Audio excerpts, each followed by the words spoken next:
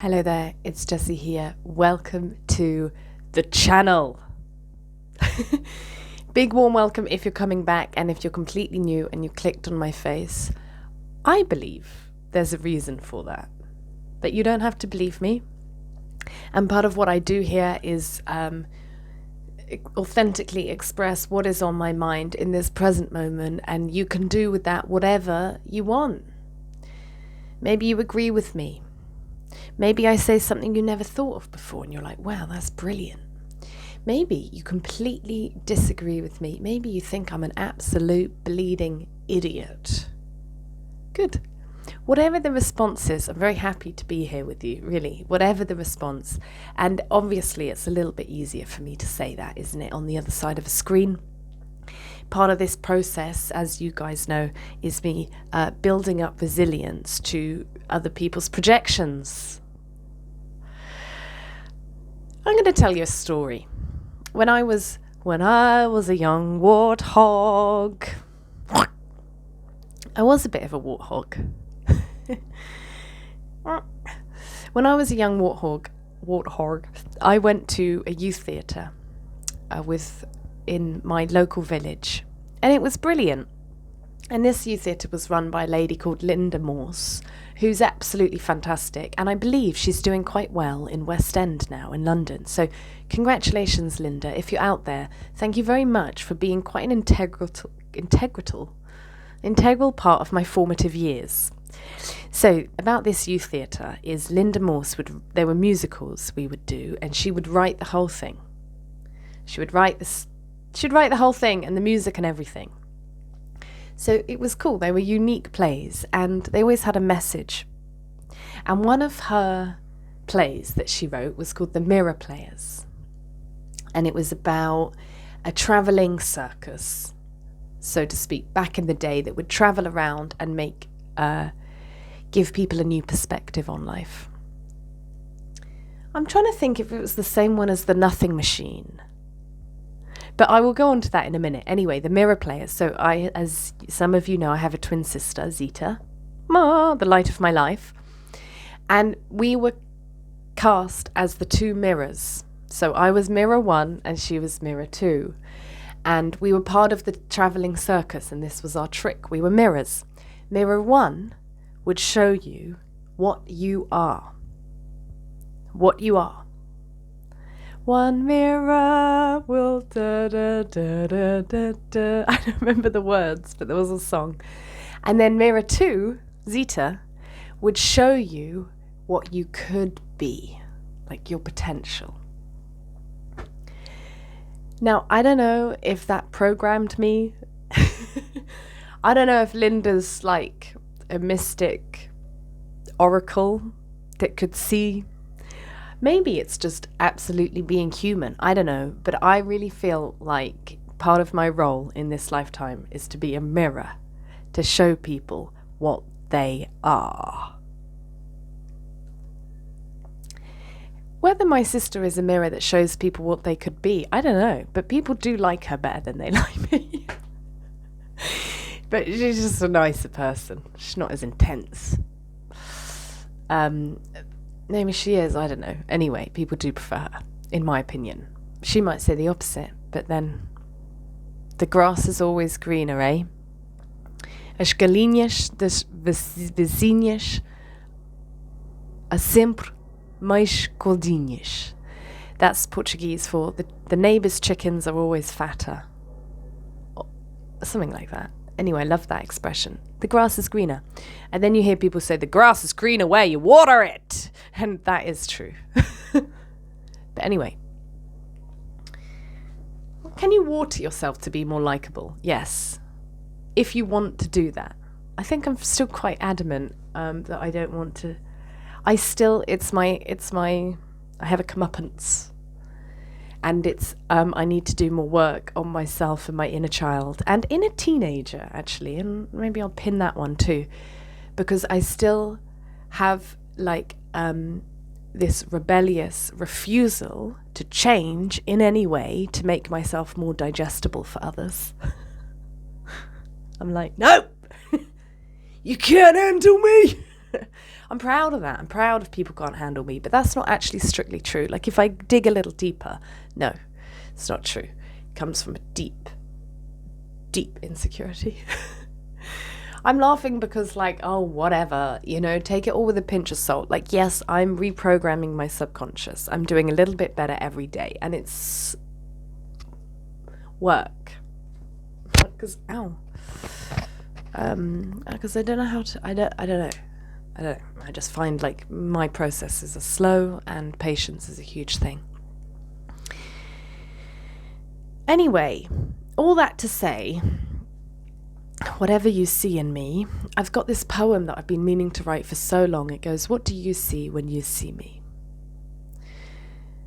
The happy, cheerful, playful me?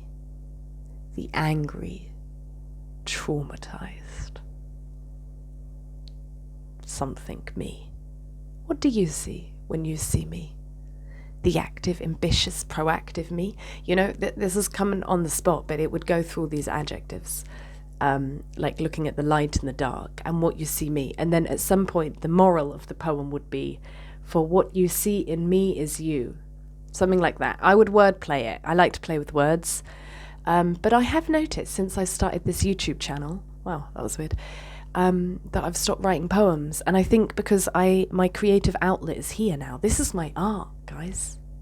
This is my art. This is my art.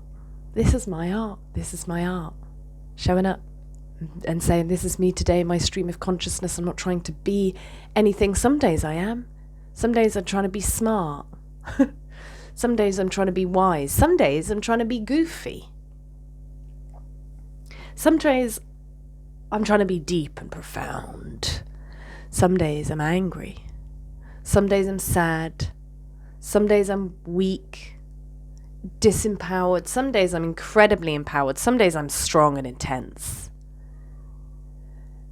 Some days I am these things. Some days I'm trying to be these things. Some days I'm not trying to be these things and I end up being it. And I think it's all right. I think it is. I just quickly saw a comment about a video yesterday where someone's like, it's funny that you said this, and then 20 seconds later you said the opposite. And it is, isn't it? It is funny I did that. I try not to judge anything. Try to just let life move through. Use a bit less of my mind. Lol. I'm trying. So we had the mirror players. And a question for you. If you could choose to be a mirror, what would you prefer to be? Would you prefer to be the mirror that showed people who they are? Or would you prefer to be the mirror that showed people who they could be? Which mirror and why? Come on, let's get talking. Me personally, I would prefer to be the mirror that showed people what they could be because it's more likable. Isn't it? Let's be real. Most people, if they see what they are, truly deeply, and they haven't done the work, they don't like it. I mean, it does filter out. It does mean whoever sees a good reflection has got their shit together. But those people are far and few between, I believe, in your day-to-day. Or maybe it's just a reflection of me inside and it's your reality, blah, blah, blah. Okay, another play that Linda Morse wrote was called The Nothing Machine. The nothing machine, the nothing machine, it's the most amazing thing we've seen. We can't imagine where we have been before the invention of the nothing machine. It's cool, it's clean, it's neat, it's mean. The nothing machine, the nothing machine. So the nothing machine was a machine that you went through, and when you came out the other end, you could do absolutely anything you wanted. So we're in this busy community, and everyone's rushing around, and the kids are at school and they're failing their tests and the teachers are putting loads of pressure on them, and then suddenly appears the nothing machine, and you had to go through the nothing machine. So you go in stupid and you come out smart, or you go in not being able to play sport and you come out being a professional sports player. And beautiful, huh? The premise is basically, and at the end, as ta-da, the nothing machine, it all comes out that it's nothing. It's just about faith and belief. And that's nice, isn't it? That probably also formed a lot of how I thought. Oh God, it's all coming back to me. Anyway, bit of trust, bit of faith, and a little bit of pixie dust. I pinned something, didn't I? I'll be damned if I remember what that is. I don't know. You probably know. You're probably there at home going, Jessie, this. But it's gone. Must have been a lie.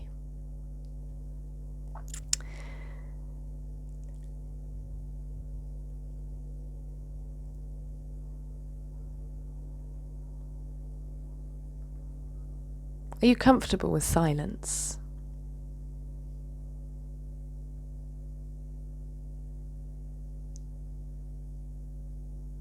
What happens when it goes silent? Hey, I tell you what, I'm going to share something that came up on the course, and it was absolutely, if you're into self-reflection and learning more about yourself, beautiful question we were asked, which is, what are you obsessed with? What are you obsessed with? Meaning, where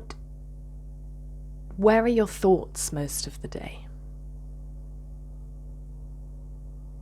What do you obsess over in your thoughts? Maybe unconsciously, maybe consciously. Maybe you're conscious, but you pretend not to be.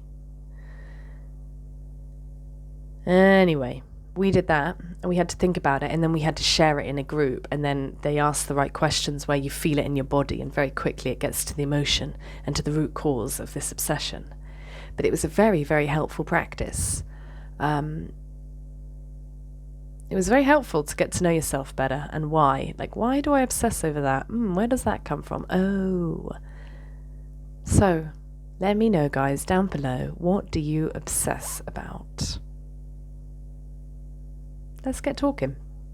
I'm going to leave it there for today. So, thank you very much for watching. As always, I hope you enjoyed the ramble. Please like the video if you liked it. Please let me know your thoughts down below. Which mirror will you be? And if you're completely new and you're like, why am I still watching this?